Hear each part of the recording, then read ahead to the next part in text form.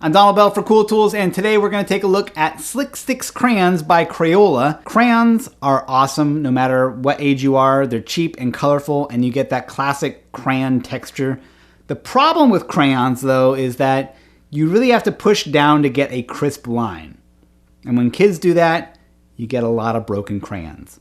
So the Slick Stix is an attempt to make a crayon that requires almost no pressure. It has a plastic barrel and cap, similar to a Sharpie. The tip is so soft it's almost like lipstick. And on the other side, you have this twistable knob that reveals more of the crayon. Now let me say for the record that I'm not crazy for this design. They get used up quickly, and in the end you have this plastic left over to deal with.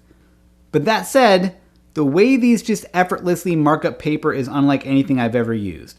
They're like an oil pastel, but even softer and easier to grip.